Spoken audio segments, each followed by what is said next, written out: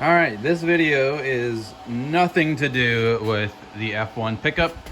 What I'm doing today is working on my welding. So I cut up a bunch of scrap steel tubes that I have around.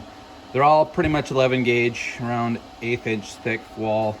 So I have like a 3/4 inch, 1x2, I believe, 1 inch, and same thing, all this. So I'm gonna practice my welding skills today. So this has nothing to do with the F1. So if you're interested in the F1 stuff, the Explorer modification, Resto mod, tune on to a different channel. So this is what I'm working on. You can hear the welder in the background going. So this is the welder that I have. Bought it from Harbor Freight. It's the titanium 200, the ultimate 200. So it's the combo where it has the options for MIG welding and TIG welding and arc welding as well. So it's got all those little crazy add-on gadgets. So this is the one I bought, and hopefully it works pretty well. Took out the crappy Vulcan wire that I bought from Harbor Freight. It was spattering all over the place when I was using it, so not quite sure if it was the wire, if it was me, or the gas. I have the 2575 argon gas can full. I should turn that on so we have it going. Gas is good. All right, and like I said, I'm welding about, this is about 11 gauge, so it's about 1/8 inch thick.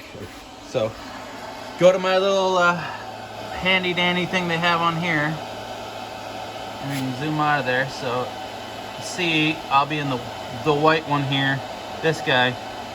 I'm running 030 wire at 1/8 inch gauge, 1/8 inch I guess. Says to run it at 260 wire speed, 18.5 inch voltage, 18.5 voltage, and between a 5 and 7 inductance. So that's what I have it right. 260 wire speed, 18.5 voltage, and the inductance I put at, well, it's 7.5. So it's between 5 and 10. It's like pretty much the even middle. So that's where I'm starting. And I'm going to start off with trying to do a nice little bead down this 3/4 inch tubing together. I cleaned all of it off because we all know that any steel that comes from the manufacturer has an oil or grease coating on it. So I took some acetone, wiped down all these pieces as best I could, got all the dirt and grease and grime and oil off them as best I could. So hopefully that's a nice clean welding surface. So now it's on to practicing my welding, and I'm going to probably have to play around with the settings. Because the wire speed might be too fast, the voltage might be too low, and yeah, we'll see how this goes. So we'll show how I progress.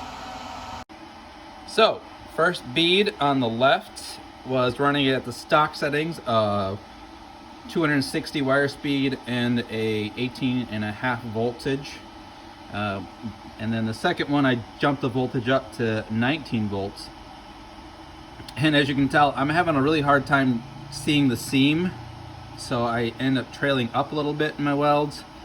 But if you look at them, not the worst weld. You can see the discoloration on the metal, so it looks like I'm getting some penetration in there. I might drop it back down to the 18.5 and flip this over and see if I can get this to weld a little better. I am getting some splatter, and I changed the gas. I think I put the gas at around 17. I don't think they call it CFM. They call that. So when I pull the trigger, it's at 17 CFM. Actually, no, it's whatever the blue one is. Bar. L. Whatever. But anyways, I put it at 17. I think that's what they told me to run it at. What I was recommended to run this at. When I pull a trigger, this needle drops down a little bit down to 17. So that's what I'm at for gas, but I'm getting, it's not like what I've been told. It's supposed to sound like you're frying bacon, like you have that nice constant like crackle, and I'm getting like crackles and pops and stuff, and you're seeing I am getting a little bit of spatter, not a lot, just a little bit. So I'm gonna flip this over and try again. All right, this is my second set of attempts. First one, I realized I still have the voltage at 19 volts on it, and the wire speed at 60 or 260.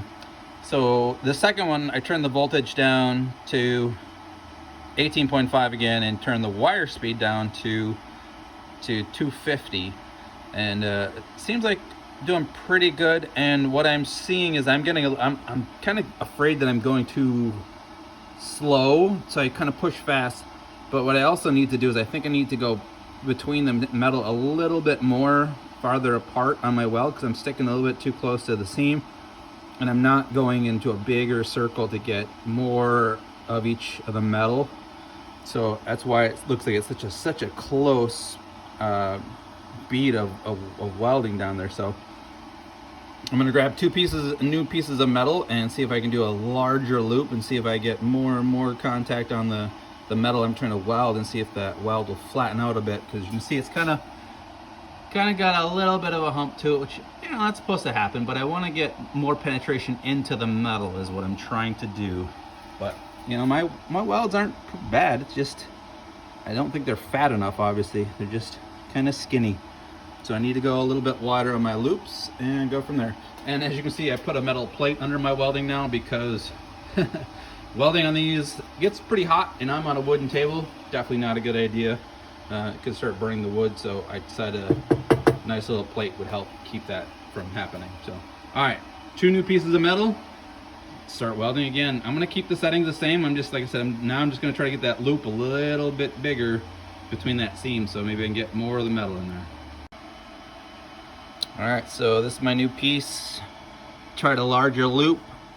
First setting worked pretty good. I kept things pretty consistent. I was at a 250 wire speed, 18.5 volts. Got a little fatter. You can see that's the first run. This is my last run.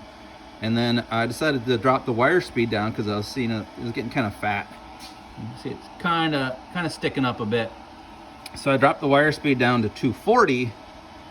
And again, I'm having a hard time keeping on the seam, so I gotta see if I can get a better look on the seam. You can see it's more on this piece of metal than it is on that piece of metal. So I gotta figure out somehow to get a better view of the seam, so I'm not drifting high or wide or kind of going diagonal. This one seemed pretty good. I mean, it looks like a decent weld. It looks like it's penetrating pretty well, but it does seem a little high, so I don't know if it's penetrating into the metal enough. I mean, I want this to, you know, just like in welding, you want it to melt the metals together, is pretty much what you want it to do, versus just putting a filler bead of weld in the middle. So that's what I'm kind of working on, trying to get the settings right, because I'm not going to be able to weld that frame together on that puppy if I can't get this right. So flipping this over and trying a little bit again. And attempt number 4, I guess, set number 4. First one, I was running at 18.5 volts at 240 for the wire speed, and I think that's probably one of my best welds. Look at it's pretty, not exactly straight, but it's pretty fat. It looks like it's getting good penetration into the metal. A little bit of splatter, obviously, but it's still a little high off the metal, but I think that's supposed to be that way, but not, I don't know if it's that high. So I got a little bit worried. I thought I had too much metal, so I turned the wire speed down to 230, kept it at 19 volts, and this is what happened. I don't think I went far enough again in my loops. I think I was too tight in my loops. My loops are a little too tight, so I need to go farther apart in my loops. But that's my problem. I gotta work on that, because you can see it's pretty high off the metal, but looks like I'm getting good penetration. Looks like it's melting pretty good into the metal. So I'm going to try back again, grab another piece, and do again at a 240 wire speed, 19 volts. So wire speed 240, 19 volts. This is 2 different ones again. This first run I did kind of not too bad. I mean, it kind of went off track again. Looks like a little caterpillar, but looks like I really having a hard time following that seam between the metal, and it's actually not that bad of a weld. I think it's pretty good. Still, I think I need to get it either hotter to get it to sit down farther in the metal, to melt into the metal. I'm not quite sure yet, but again, this thing, same thing, 19 volts, 240 wire speed. The only difference between this one and this one is my circle pattern. I went a lot faster. This one I was kind of slowly going, and on this one I was like fast circles, trying to get fast circles. So you can see kind of in there, there's that are tight-knit grooves versus this one. The circle pattern's a little bit farther apart. This one's a little tighter.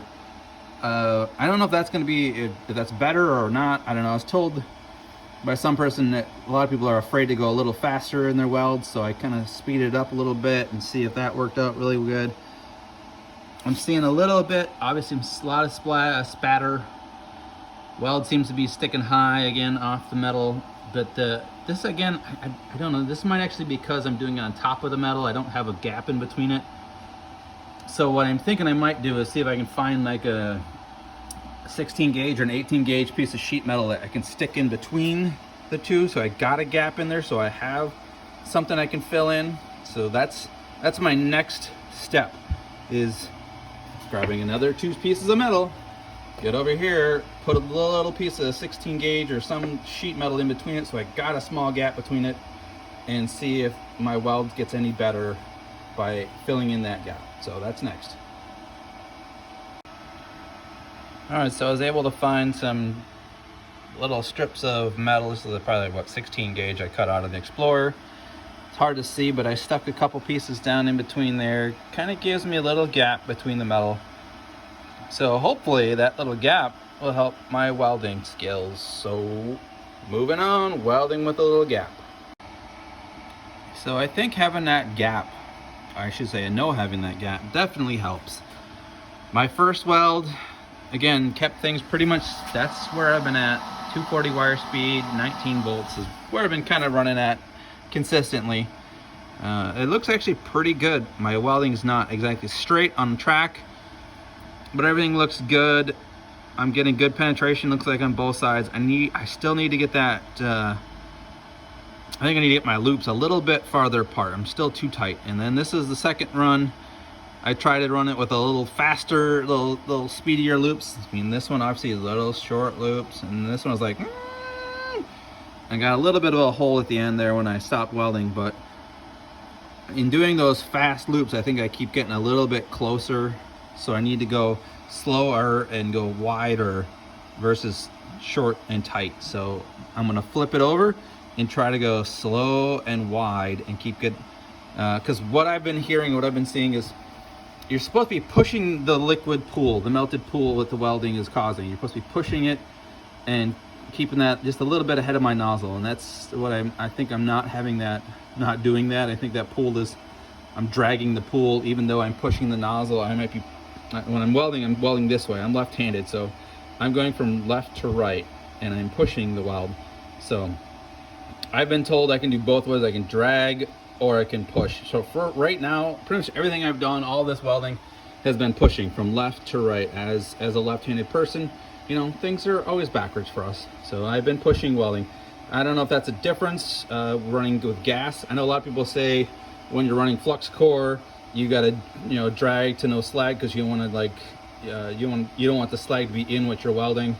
Versus with gas, it doesn't really matter because you don't have much slag. You're pushing it. Your gas is kind of like getting around your weld and keeping your weld clean.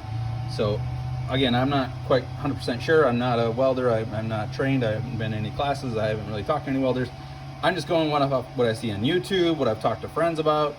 This is all I know. So for now, that's what I got. Maybe, you know, later on I'll try to do the drag weld. I'll drag it from right to left and see how that works out.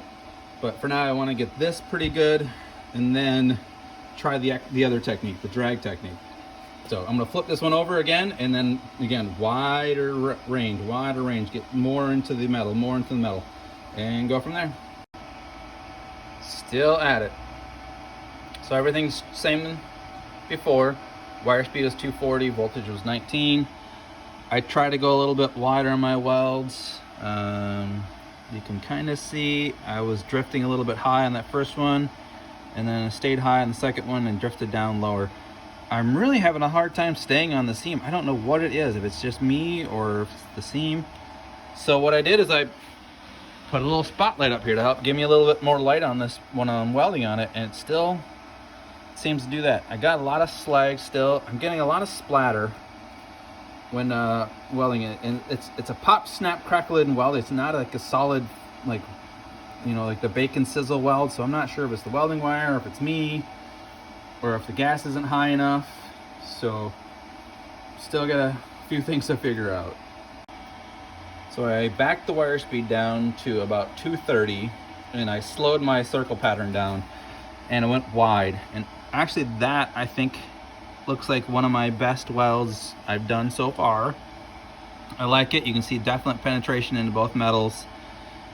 Still got a lot of splatter. You see a lot of splatter or spatter, whatever, all over that metal. So I tried it again, and again, I really can't find that seam. I am way off on the seam. So I don't know if it's the lighting or if it's me or if it's my helmet. I really gotta figure out how I can find the seam when I'm welding and not go high or low above the seam and not miss the seam. So I mean, that weld, I think it looks pretty good. I really like that weld. So if I can do that repeatedly, dude, I'd be happy as hell. That, no, drifted wide. You can see a big gap on the bottom there. I drifted up high on the seam. So, not cool. So what I'm planning on doing, let's see how this works. I'm gonna do the drag technique. I got 2 more of the square tubes left, and I'm gonna drag this time. I'm gonna start from the right, do the circle pattern, and drag to the left. We'll see how that goes. So this is my drag technique, first attempt.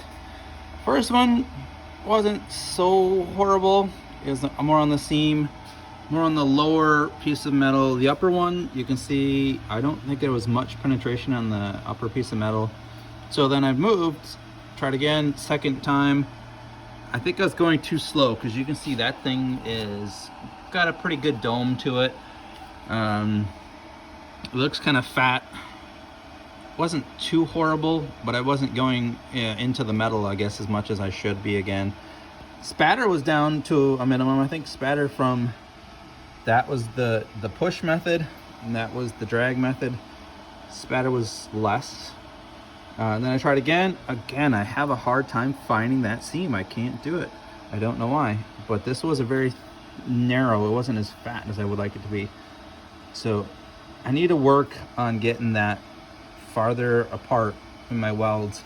This one I try to go a little faster. You can see the loops are a little closer together than the other ones. So I was trying to go faster, see if that would help. But again, trying something new, keep on moving on, next attempt. So I'm kind of at a crossroads. I did both ways on this one. I did the drag method on the right, from right to left, and then I did a push method from the left to right here, right to left, left, right. And if I do the drag method, I get very little spatter. But if I do the push method, I get lots of spatter. But the push method weld looks so much nicer. The pull is really fat and ugly. And if you look at the profile, they're kind of fat and ugly on the pull, nice and clean on the push, but lots of spatter. The middle one on the left, that one I was going a little too fast, and you see I got some porosity, got some holes in the weld. But I'm getting better at following that seam. So I might see if I can find some better welding wire. I don't know if it's the welding wire or if it's the gas or what.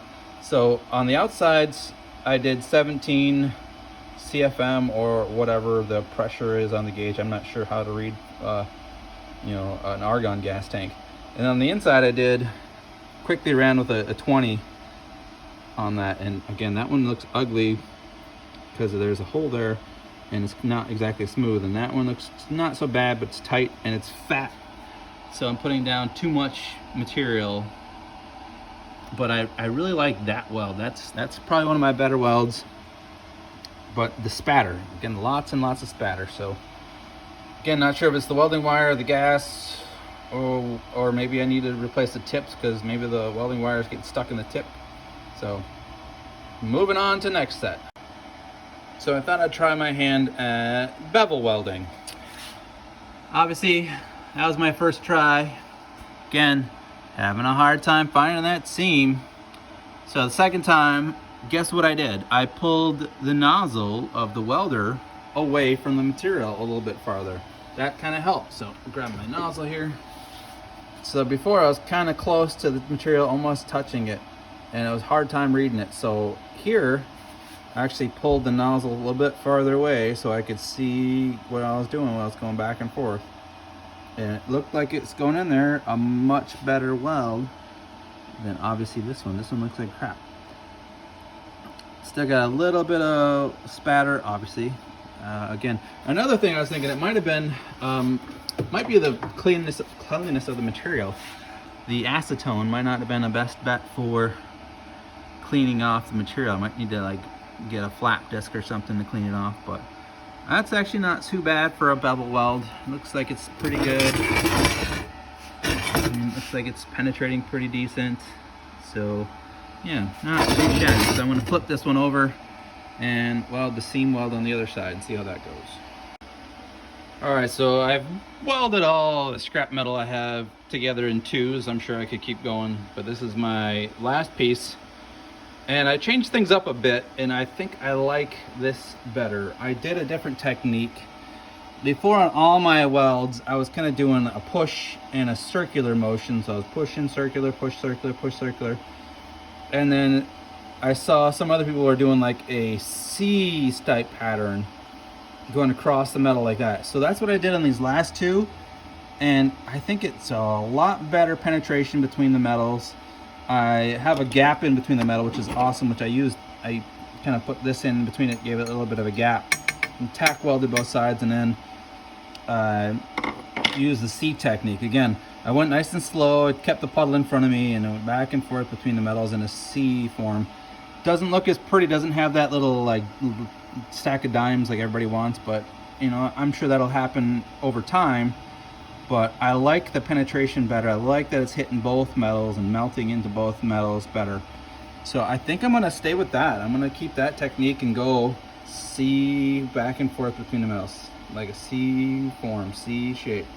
It worked out pretty well. And again, lots of spatter. Might be because of the metal is not exactly clean. It might be because the welding wire is crappy.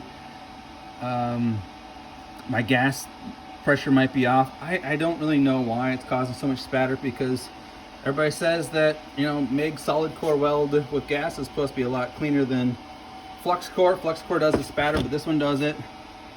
But anyhow, I think that's it for the night. Again, I have all my metal already welded together. My neck is getting sore from sitting looking down. I should be welding a little higher up, but that's kind of where I'm at. I think I like that technique. I like the way that's going. I like my settings. I'm at, again, I get 11 gauge steel.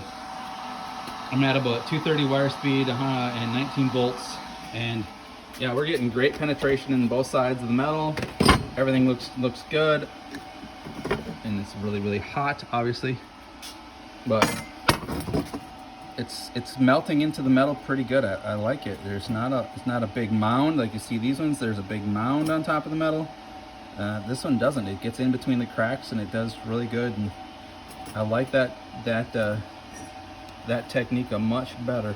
I did it. That's where I started. I started doing it on this one.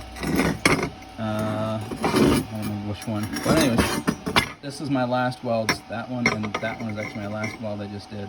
So I like that technique better. I think I'm going to keep with that. I think I'm getting more confident in my skills. I really like how it looks. I like that it's in between, you know, hitting both metals. I like that it's flat on there. So if I wanted to, there wouldn't be a lot of grinding versus this. That's a lot of metal to grind off. It's a big lump. This, I just have to probably try to clean up all the slag and go from there. So that's it for the day for the welding tech tips or welding learning video. We'll go from there. So that's it for this. I think I'm doing good. I think I'm really good. So the next step is to cut the front frame horns off the F1, or actually the Explorer chassis. Cut those frame horns off. As you saw, I do have this, add up out of the way. I have this 2x3 square tubing, 11 gauge. And I did quickly show you this little tidbit. This is what I'm going to do. Cut the frame off like that, as far back in the Explorer chassis as I can without interfering with anything. You know, cut back about here, and then kind of as much of an angle down. I don't want to go straight down. It would just look really weird if it was like a straight down and then out. And then yeah, so then the radiator core support could sit down farther and then mount into there, because I think we're off from this bolt hole to this bolt hole on the, oh, this one right here, sorry. So this to here is about 4 inches off, so I gotta drop this core support 4 inches down to be able to mount the fenders where they're at and located. And then I got to figure out where the front bumper would mount through the front lower header panel. And actually this dimension should be from the top of the frame here, so it should go up from here to there. So I figured that dimension out. So what I'm going to probably do is try to fit as much of the front end on it as I can. I'm actually probably going to cut the frame horns off, cut this off, cut these radiator core support mounts off, so I can get these things in as close as I can to this, mount as much of the front end as I can, mock it up as much as I can, and then figure out where the bumper is going to sit, and then measure from here to where the bumper is to get, change this measurement from here to there. So top of the frame to the top of the new frame. Get that dimension, and then I can figure out what dimension this is going to be, what dimension this is going to be, and then get a bumper mounted on this thing even better. So yeah, that's my goal for this week. And once that happens, then I can get this damn cab finally welded into the Explorer chassis with firewall, floor pan, so it'll be locked in place. And yeah, we'll go from there. Have a good weekend, guys. It's Sunday, April 25th. I'm exhausted, my back hurts. My welding is finally getting better. I like my welding a lot now. I like that technique. And yeah, I've rambled on long enough. Hope you guys enjoy my videos. If you have any comments or questions or concerns, let me know, because again, my welding is, I'm learning as I go. I'm just watching some videos on YouTube, talking to friends that have done welding. This is what I'm going with. This is what I have learned, and you know, it might not be the best idea. You guys might have better ideas, might have some good tips and helpful tricks, so let me know. We'll catch you guys later.